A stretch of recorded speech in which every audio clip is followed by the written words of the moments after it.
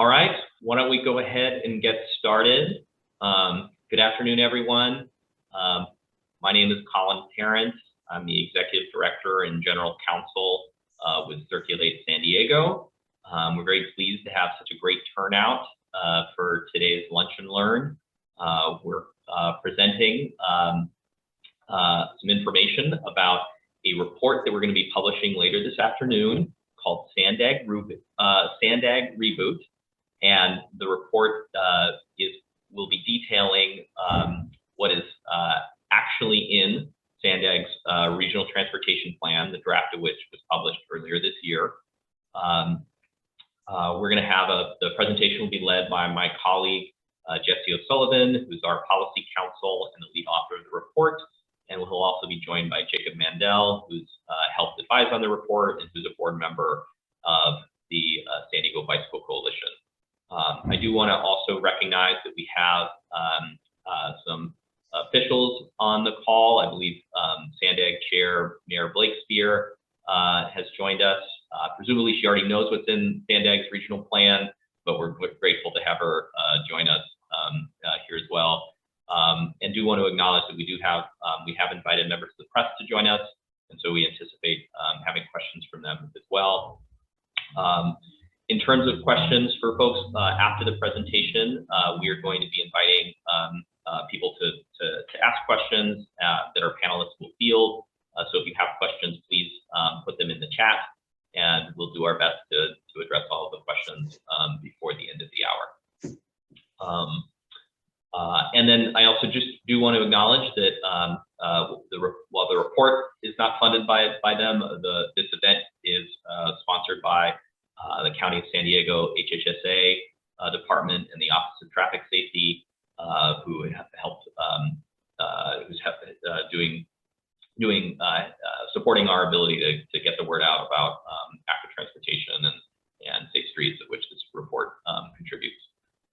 So with that, just want to again thank everyone and remind you folks, if you have questions, put them in the chat box, and we'll get to them at the end. And so with that, I'll hand it off to my colleague Jesse.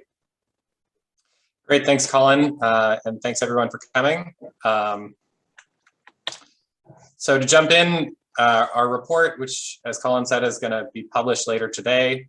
For that, I took a deep dive into the 2021 draft regional plan. I also want to acknowledge our intern, Hunter Collins, who did a lot of work in taking the PDFs and putting them in a usable format for us.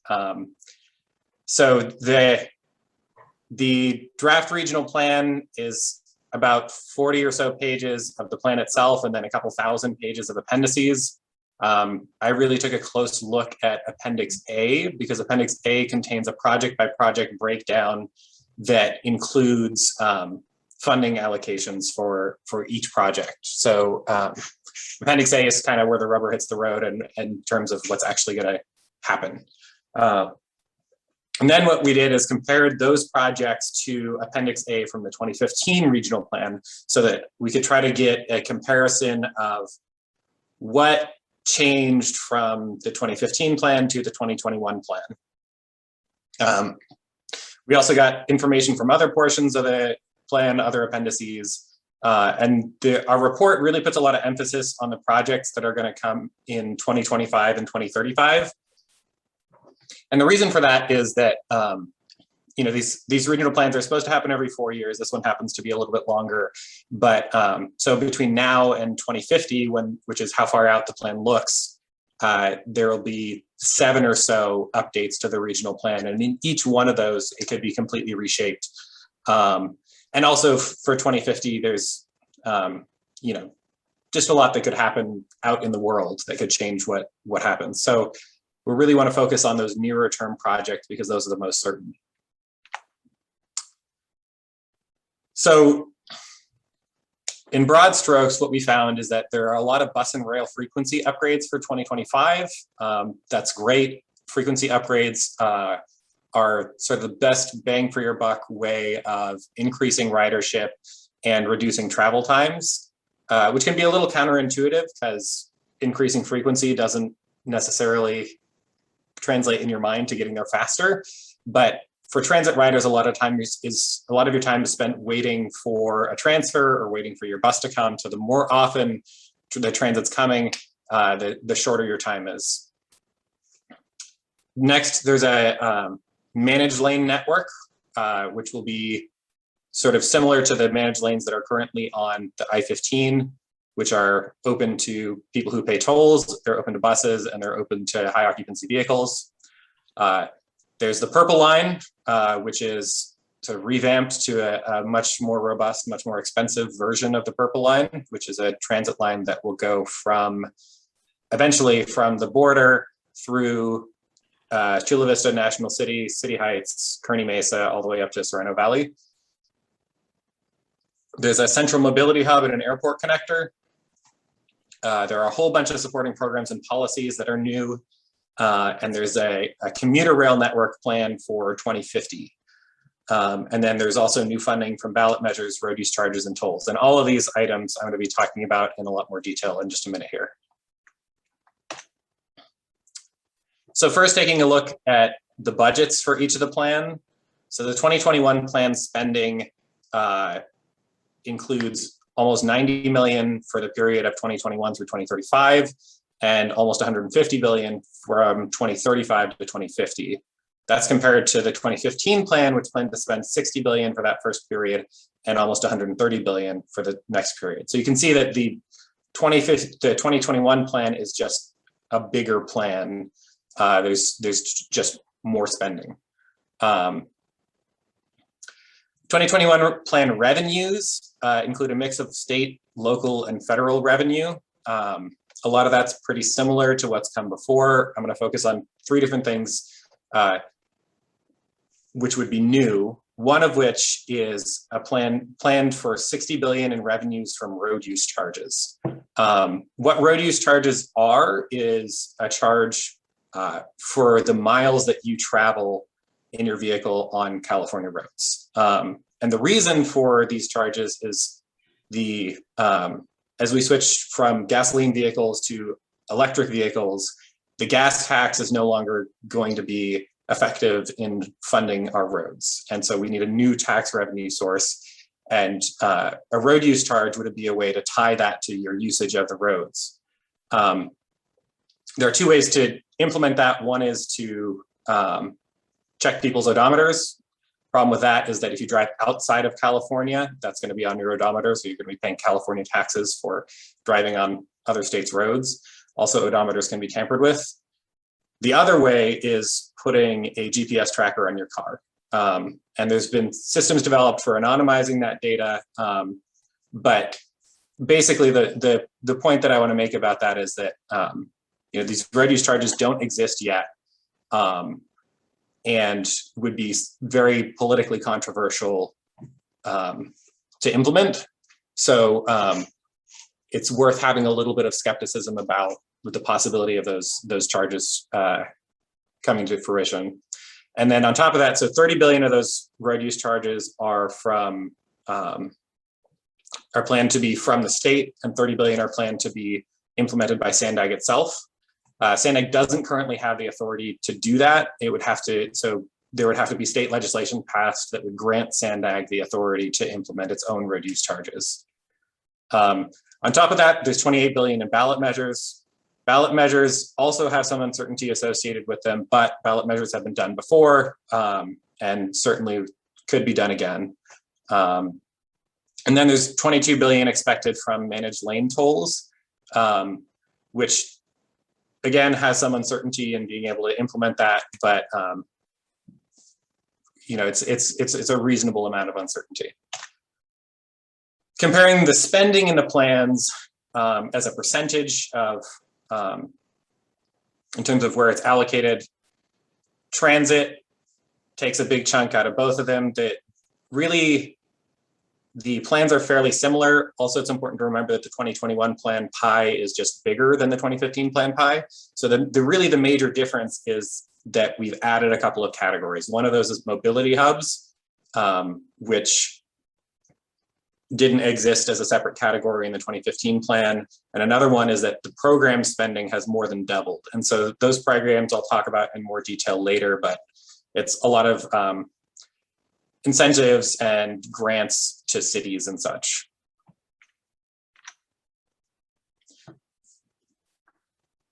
So for 2025, there's going to be frequency upgrades for 2/3 of all local bus routes in San Diego County. So that's a really robust upgrade of the frequency of the system overall. There's going to be 4 new rapid bus routes, 5 new local bus routes. And then in 2035, there's going to be another set of frequency upgrades. So about 1/4 of local bus routes will receive frequency upgrades in 2035. All trolley lines will be at 7.5-minute frequencies, and there will also be frequency upgrades for the Sprinter and the Coaster. There's also plans for these rapid bus routes. So the rapid bus routes are essentially a form of bus rapid transit. A lot of them will receive capital improvements in 2035.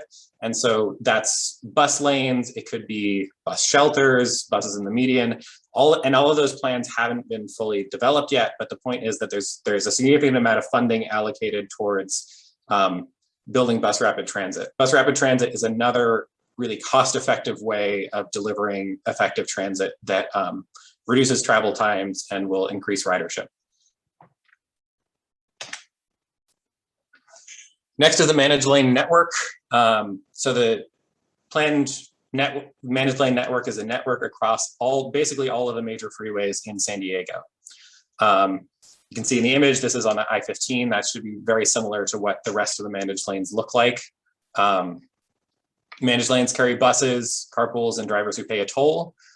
The 2015 plan also called for a large amount of managed lanes, but one of the major differences in the 2021 plan is that in general, in the 2015 plan, the plan was that the managed lanes would be in addition to the already existing general purpose lanes, and so the freeways would be widened to create those lanes. There is still some widening to create managed lanes in the 2021 plan, but there's much less of it.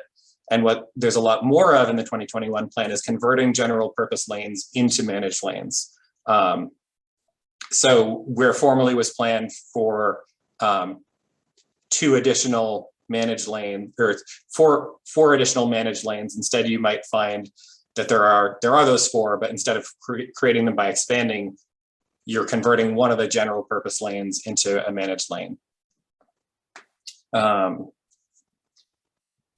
Another difference is that so in the 2021 plan includes managed lane connectors, so that instead of having to exit the managed lane to get all the way over to the right side of the freeway, you would instead be able to take a ramp directly from, say, a managed lane on the 15 to a managed lane on the 8.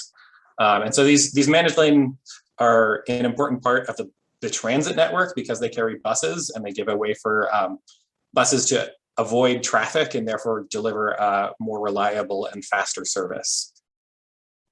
And the plan predicts that the managed lane network will pay for itself eventually in the tolls that it collects. And Jesse, if you could just go back for one slide, just to want to clarify on the managed lane proposal that this scale of converting general purpose lanes to managed lanes would be unprecedented in California or anywhere else in the United States. Right. One of the next major features of the plan is the Purple Line. This was in the 2015 plan as a light rail line with an estimated cost of $3 billion. That iteration would have been routed along freeway corridors, and it would have been mostly at grade. But in the 2021 plan, the price tag is almost 5 times as much. And now what that comes with is it would be heavy rail instead of light rail. So light rail is like the trolley, heavy rail you can imagine like a subway system is generally heavy rail. Heavy rail is faster, but more expensive.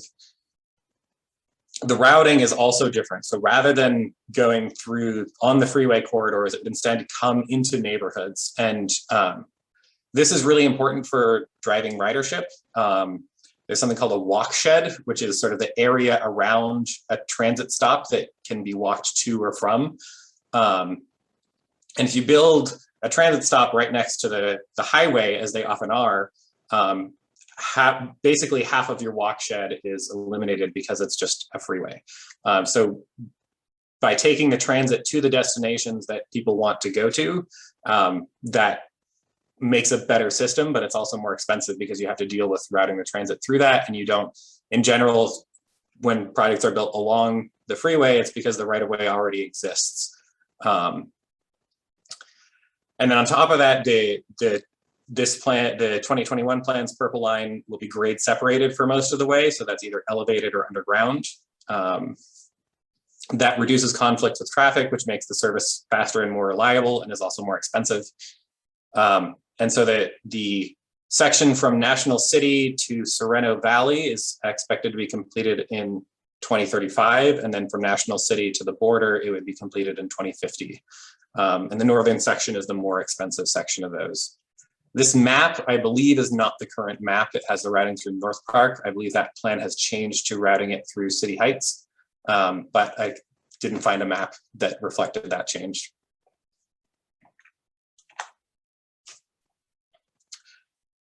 So another feature of the plan is the central mobility hub and the airport connector. This is new in the 2021 plan. Mobility hubs did exist in the last plan, but this plan emphasizes them much more. An airport connector was also a feature, but it wasn't with this routing.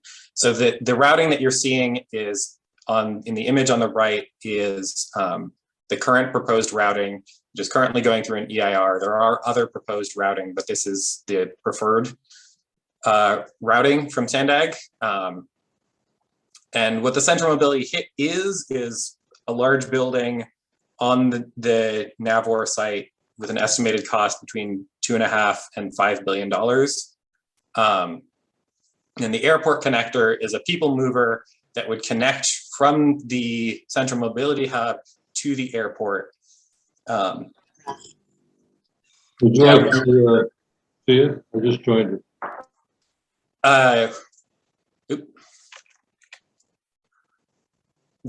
An issue with this that Circulate's highlighted in the past is that the routing would require any riders coming from south of the airport to travel all the way up past the airport, almost to Old Town, and then transfer onto the people mover and come all the way back around, passing very close to the trolley, and then back to the airport, adding 3 miles to their trips. This is really important because most transit riders live south of the airport.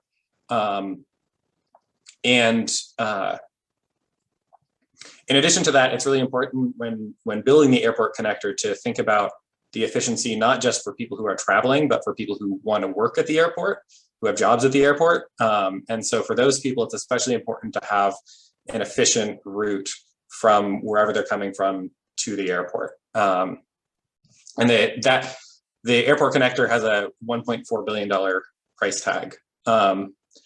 The Central Mobility Hub is currently slated to be completed around 2035, but it's also worth noting that until 2050, that site is actually not slated to have any additional transit lines more than Old Town already has. Which is not, there are a lot of connections that happen there. That's the coaster, that's the trolley, Amtrak, and a bunch of bus connections. But as I said, there won't be anything in addition to that until 2050 in this plan. So supporting programs and policies are greatly expanded in the 2021 plan. You can see a list of them here for land use and regional growth, an affordable housing grant program. There's money for climate action planning, for zero emission vehicles and infrastructure, for parking and curb management, for transportation demand management, and also for Vision Zero. Vision Zero is really important for Circulate San Diego. We've been campaigning for implementation of Vision Zero across the county for a number of years. And this year we sent a letter requesting that Vision Zero funding be included in the regional plan, and it was. So Vision Zero is the idea that traffic deaths and serious injuries are preventable, and that a major component of that is building infrastructure that is safer. So as you can see in the picture on the right, this is an example of safe streets infrastructure. There's a roundabout which slows traffic speed Speed is really the #1 factor in serious injuries and deaths on our roads, and our most vulnerable road users are pedestrians and bicyclists. So you can see there's a crosswalk here, which is pedestrian infrastructure, and the traffic calming protects both pedestrians and bike riders. So the commuter rail network has gotten a lot of attention, and it is a very exciting plan, but it's not planned to actually happen until 2050. So you can see in the map here in purple is the proposed commuter rail network, which includes that purple line, as well as another line extending from the Central Mobility Hub out through Hillcrest, Normal Heights out to La Mesa and El Cajon. And then also a connection from the coaster, and the purple line will connect in National City and extend all the way down to the border. But only the northern section of the purple line, which is from National City to Sorrento Valley, will be completed by 2035. The rest of the network is scheduled to be completed by 2050. And we discussed earlier how some of the funding, in particular the road use charges, is somewhat speculative, and it would take a lot politically for that to occur. And so there's a question here whether this commuter rail network is possible if that funding doesn't come through. If it doesn't come through, it's probably not possible. And so, when SANDAG envisions a regional plan, it's really important to think big and to try to give a vision for the county. But at the same time, if the funding doesn't come through, then we're left sort of without a plan for what happens next. So next we're going to talk about active transportation. I'm going to pass it over to Jacob Mandel, who's going to give you that presentation. Hi everyone, my name is Jacob. I am a board member elect to the San Diego County Bicycle Coalition. I just have not been seated yet, but have been elected. I helped lead Bicycle Coalition's response to the 2021 regional plan, and really want to thank Circulate for being such great partners on this and inviting me to come speak. Just a quick overview of some of the active transportation projects in the regional plan. There's over 120 planned projects in the regional plan, and they've broken up into sort of 3 different sections, being year built by 2025, which is this map right here. In the regional plan itself, it doesn't necessarily differentiate when these projects are going to be built per se, but they're differentiated between on-street and off-street, or a mix of the two. On-street is some of the projects that you might know of as a Class 4 bikeway. It's a separated bikeway that's in the street itself, and an off-street bikeway or bike project is something like a path, a multi-use path that's on the side of the road or separate from the street itself. And obviously the on-street and off-street is a mix of the two. The 2025 projects that are planned for active transportation, there's only about 10 for 2025, and that's mostly completing a lot of the projects that are in the central part of San Diego, a lot of the North Park Mid-City bikeways, as well as the Central Avenue bikeway. If we go to the next slide, the 2035 regional plan, active transportation projects in the regional plan, there's about 55 of them, and they're mostly building out the Central San Diego bikeways, as well as the Coastal Rail Trail. Many of you may be familiar with the Rose Creek bikeway that's a part of the Coastal Rail Trail, and this will complete many of the sections that are along the coast and finishing up some of the really key connections there, as well as some major projects heading out east, especially one that I was looking at earlier today is along the 94 from downtown to La Mesa, which is a very big project that the Bike Coalition is very excited about. And then moving on to 2050, which is just the next slide. A lot of the projects that are in that group for 2050 are really finishing out a lot of the active transportation projects that are planned throughout the county, and really building out the network into some more of the suburban and rural parts of San Diego County. There's also quite a lot of bicycle infrastructure and planning that is in the regional plan, including bike parking, a lot of interesting ideas and opportunities for some of these mobility hubs that are proposed to really activate the street and really make it so that we can really commute well with using bicycle and active transportation use. So that's just a quick overview of some of the projects that are planned. And I'm going to pass it back to Jesse and be more than happy to take any questions on the active transportation projects. Great, thanks, Jacob. So the key takeaways from the SANDAG Reboot report are that projects phased for 2025 and 2035 are the most important features of the plan because those are the ones that are most certain to actually happen. That frequency upgrades in 2025 and 2035 offer the greatest bang for the buck in terms of investments in transit. The plan depends on $60 billion in road use charges, $28 billion in ballot measure revenues, and $22 billion in tolls. All of those have some amount of uncertainty associated with them, but the road use charges are particularly uncertain. And if those don't come to fruition, then SANDAG is running the risk of not being able to deliver what it promises. So before we get to the end of the presentation here, I wanted to do a quick poll. Do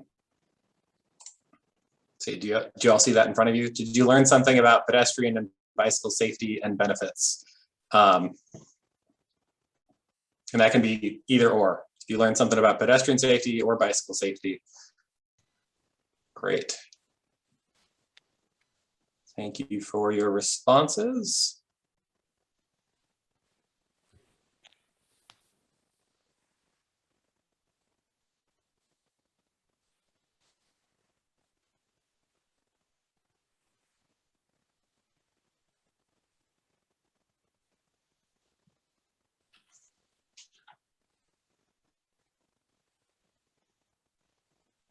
Great.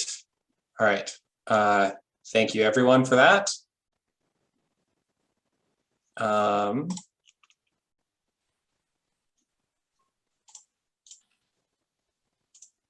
Cool. So that concludes the presentation portion. The SANDAG Reboot, a report is going to be available later today at circulatesdu.org/SANDAG Reboot. I'm Jesse O'Sullivan. Again, if we had Colin Parent, our Executive Director and General Counsel, and Jacob Mandel, a board member elect of the San Diego County Bicycle Coalition. If you have questions, drop them in the chat or feel free to email me or Colin after the presentation. Great. Thanks, Jesse. Thanks, Jacob, for the presentation. So why don't we, so I collected some of the questions that we had in the chat box. All right. I'll read some of those. If people want to add some more, please do. If you're a member of the press, if you want to identify yourself as a member of the press, we'll try to prioritize your questions, but also you can reach out to any of us, after this call as well, if you have questions about the report as well. So with that, why don't we go, the first one, I think this was addressed, but Dave Gatsky asked, and maybe Jesse, if you could share again, does the plan assume the road user charges are assessed at both the state and the local level? So it'd be up to 2 charges? Yes, that's correct. So there would be, I think it's actually 28 billion for each. So a separate one charge from the state, and then the funding coming around to SANDAG, and the other levied by SANDAG directly.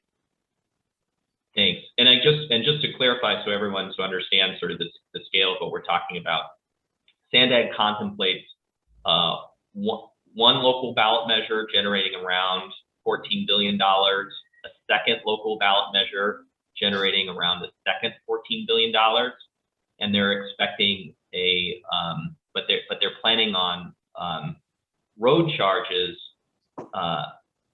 totaling $60 billion.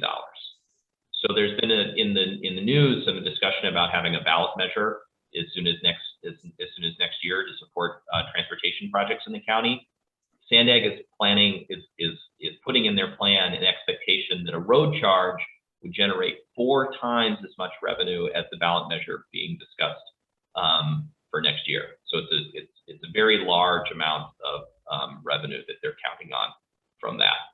And as Jesse explained earlier, the SANDAG does not have the legal authority to create such a road charge, and so the state would have to both create a statewide road charge create authorization for SANDAG to do its own separate road charge. Second question, Laura Nunn asked from the San Diego Housing Federation to mitigate the potential regressive impact of a road use charge, is SANDAG considering how it would assure affordable housing was built near transit?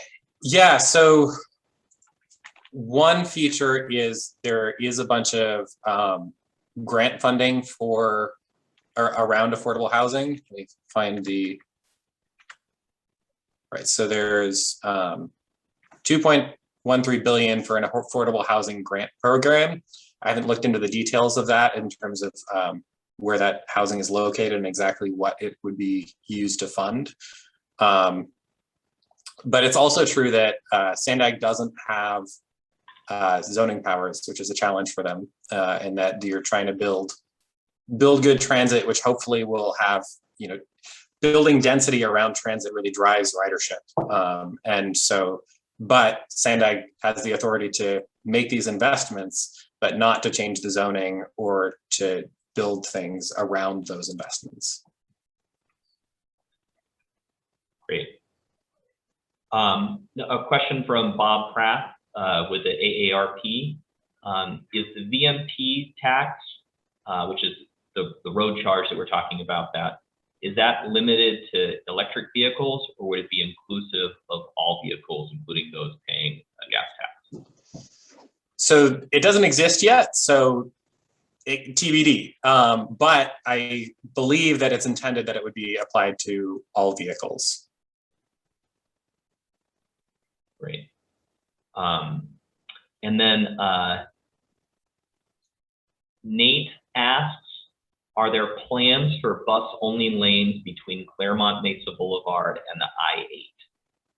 And the reason they're asking is because they're thinking that it would make the Rapid 235 a more attractive option during rush hour. Yeah, so there are way more projects in the plan than I can name to you off the top of my head. So off the top of my head, I can't tell you. I can, once this report goes live this afternoon, we have an appendix that has a list of all of the projects. And so if you know the bus route number for the Rapid, you should be able to see whether it has a capital improvement budget associated with it. My understanding is that those budgets for capital improvements for Rapid buses, in general, what that specifically looks like has not yet been planned and designed. So if there is funding for it, where there are bus lanes and what those look like is probably TBD.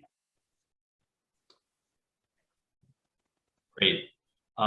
Michael McCabe asks, are there provisions in the 2050 plan for the eventual extension of high-speed rail from Los Angeles to the San Diego region? So there's been a little bit of confusion in the plan about high-speed rail because it had been used to refer to the commuter rail network that's in this plan, but then there's the California high-speed rail, which is separate. And that is not included in this plan. It was included in the 2015 plan. My understanding is that it was taken out of the 2021 plan for two reasons. One, so because it's not really a SANDAG project, and so to try to avoid confusion about what that project actually was, it was taken out of the plan. And the other reason is that this plan looks out to 2050, and it's not certain that the California high-speed rail is going to reach San Diego by 2050. Great. Next plan from Marissa Tucker Forquez. She has a question. She says that it sounds like that the funding for active transportation is increasing overall, but that as a percentage of the plan, active transportation is receiving less funding.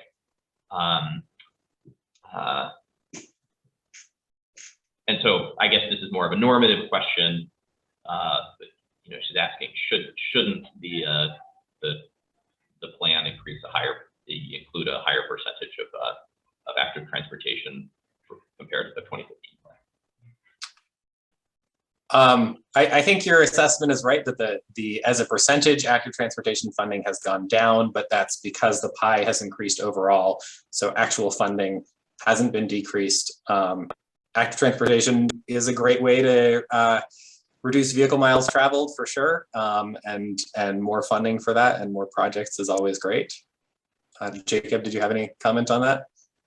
Yeah, I was actually just going to echo exactly what you said, that yeah, the percentage has decreased, but the amount of funding, as far as I've seen, and Jesse, you did the more of the detailed for the 2015 plan, the actual dollar amount has not significantly changed. But what has changed is that there are other parts of the plan that are going to really help with projects that are outside of the realm of SANDAG. For example, like there's in Appendix L, there is a bicycle facility selection plan tool that the Bicycle Coalition has been asking for SANDAG to push member cities to adopt, which would really help with the way that we design bikeways and bicycle facilities in some of the cities. And so keep in mind, like I saw Laura's question about expanding access to Rose Creek. There are City of San Diego projects that would increase access to some of these SANDAG projects. And so there are a number of other projects planned throughout the region that are not in this plan, but are part of the cities that are in the SANDAG group. So I'll also say one more thing on that, which is that some of that program's funding can go towards bike projects. Vision Zero funding can certainly go towards bike projects. And the other thing that has been communicated to us from SANDAG, but I think not implemented yet. Not to say that they don't intend to. It's just but that bike improvements are going to be more integrated into transit projects and highway projects. So hopefully in the future, when if the Purple Line gets built, hopefully those transit stations will include bike infrastructure that's actually part of the transit budget here. That but as part of that, building around the station and integrating bicycle features into the station. So that's what SANDAG has communicated their plan is for the future. And just one other sort of programming note is that the purpose of this report that we're publishing today and our dialogue here, explaining what's in that report, is really is to share information about what's in that report, separate from Circulate advocating for changes to that plan or other things. And it's a little bit of a just so everyone knows. I mean, it's a little bit of a balance for us. We're an advocacy organization. We do we're not shy about sharing our opinions about things, and some things we want the world to be different than it is, et cetera. But and there's maybe a little bit of editorialization in the report, but we really tried to be be as straight as possible with everyone, just sort of using this as a document to share what's in SANDAG's plan, as opposed to pushing for sort of more of into one bucket or to another bucket.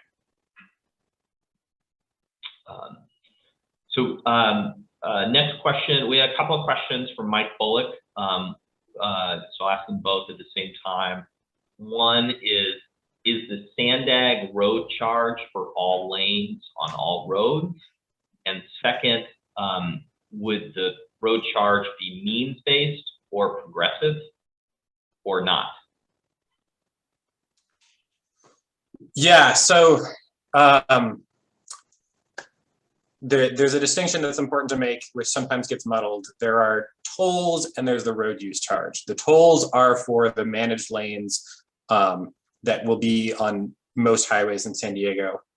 The road use charge is separate from that. And that, I believe, is proposed to be, that's just how far did you drive on roads in California, period.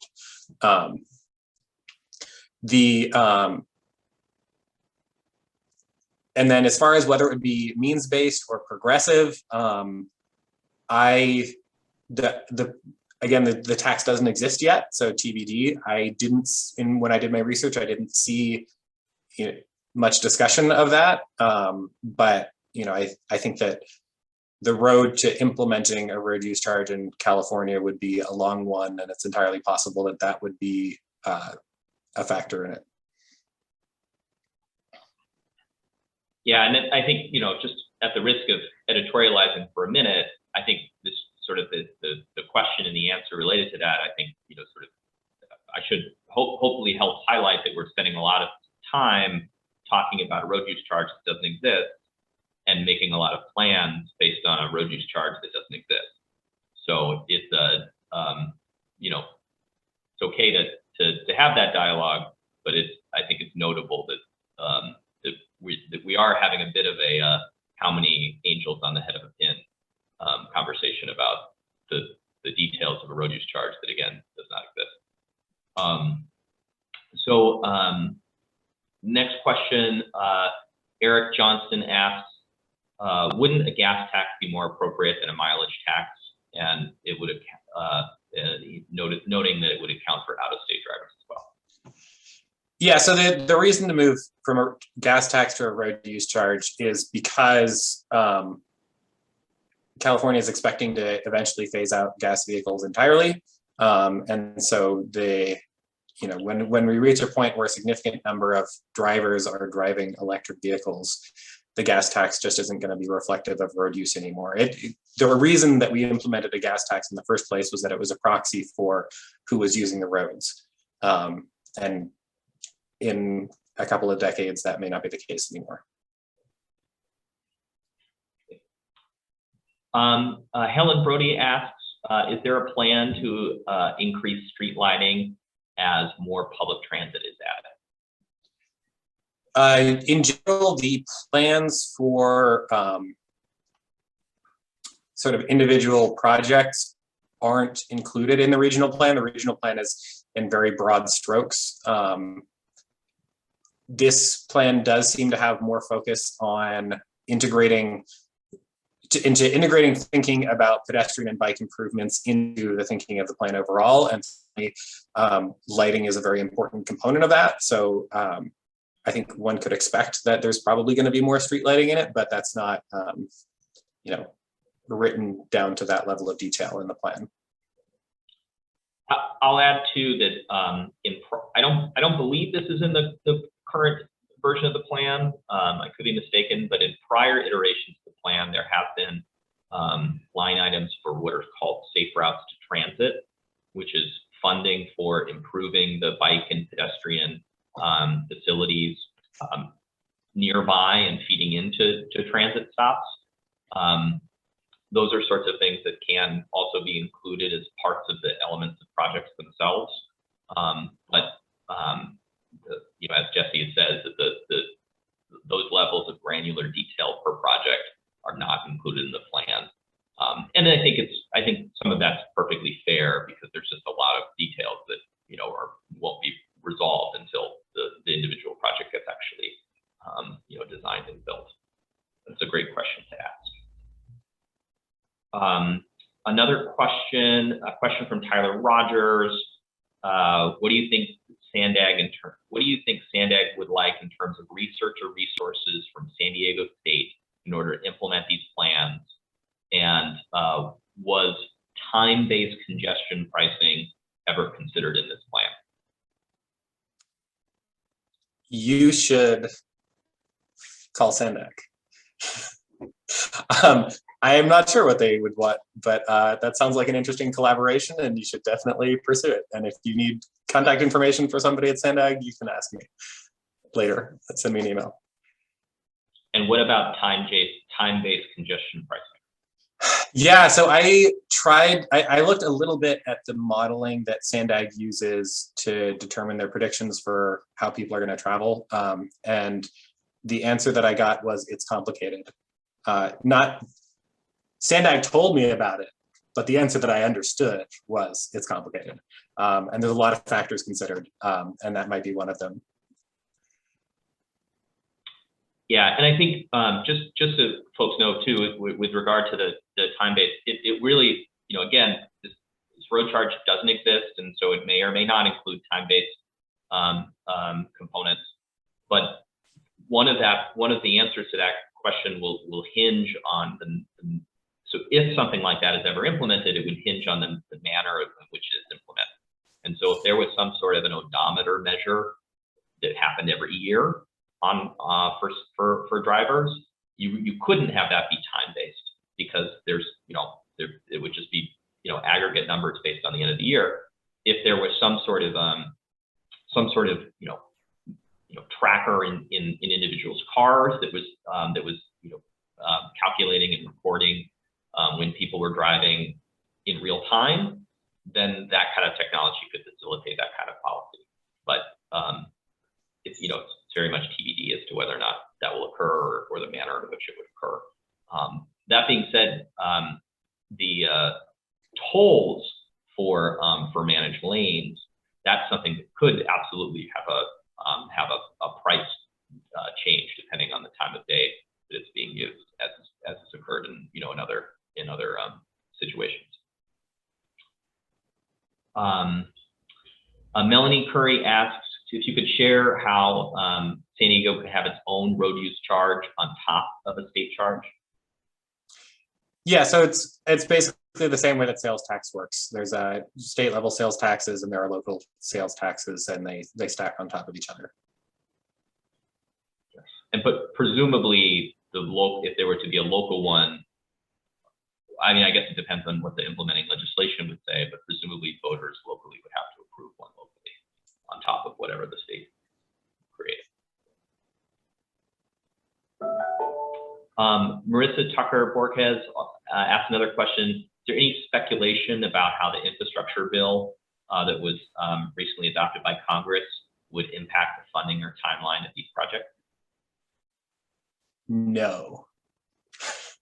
I think the infrastructure bill has changed a lot. Hopefully, I guess the speculation is hopefully it increases, it moves up the timeline, and we get a bunch of funding, and we get to build a bunch of great projects based on funding from the infrastructure bill. But I don't have any more specifics than that. It's definitely outside of the scope of the report, Marissa, but yeah, like as Jesse says, I mean, presumably more federal matching dollars makes more of these projects more viable, or things that could happen earlier to occur earlier.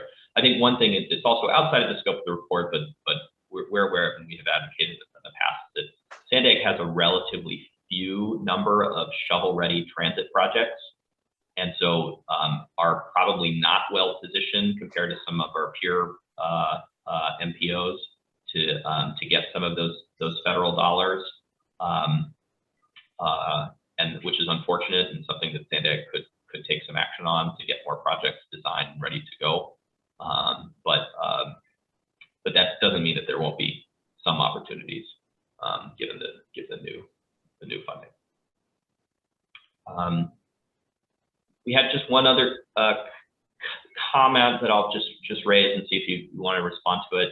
We were joined by Councilmember Consuelo Martinez from Escondido, and has noted that her city council has already opposed a road use charge, even though there are no details for that, and then passed a resolution last week opposing such a charge.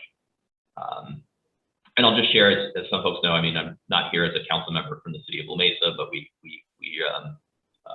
I am a council member in the city of La Mesa. We had a special election last week, and the Reform California did a lot of advertising and did actually a community event opposing a road use charge in advance of our special election, which again was not on the ballot, but was a matter of a public discussion leading up to that election. So you want to say anything about the politics or of those? Yeah, I mean, I think it shows that the politics of it are challenging, and we've said that the charge is speculative, which is not at all to suggest that we oppose it. I think that more funding for transit projects is always a good thing, it's going to be a conversation about what exactly the road use charge is going to look like. There's no specific piece of legislation to look at yet, so I think there's a lot of questions And that's beyond the scope of this report, and it's entirely possible that Circulate will want to be engaged in that conversation when it does happen. Yeah, and I'll just add too, we do have some more discussion about the potential of a road use charge in the report. I would encourage you all to look at it. There's been an interesting dialogue that we make some reference to in it about some efforts in the federal government to move to a VMT charge away from a gas tax charge, but it has since been abandoned because the polling on it is just really bad. Just as raising the gas taxes, the polling is really bad for that nationally, which is perhaps a red flag for SANDAG's proposal. But it's worth noting that the voters in California recently upheld a gas tax increase. So possibly the politics of doing something like that in California may just be different than doing it nationwide. So it's definitely a more of an open question than perhaps many are considering. So we are just about out of time, but I did want to thank everyone for joining us, including our elected officials, Mayor Blakespear and Council Member Martinez. And I did see a number of staff members from SANDAG and the Bay Area Rapid Transit, among some others. So thanks for the decision makers for being here. I see some other city officials. We are going to be publishing this report later this afternoon. Probably Jesse has to have lunch before he presses the publish button. But we'll also share, Jesse, this instruction for Jesse, make sure we share all of our RSVPs, a link to the report so you can see it. But it'll be on our website very soon. If folks aren't aware already, Circulate is having our annual event tomorrow, the Momentum Awards at Courtyard in East Village. I would encourage all of you to come, eat some tacos, drink some beers with us. And we really appreciate this opportunity to help educate people in the community about what SANDAG is planning for our future, and look forward to engaging with you all about that plan through its adoption and implementation in the coming years. So have a good night. Everyone. Thank you for your interest. Thanks, everyone.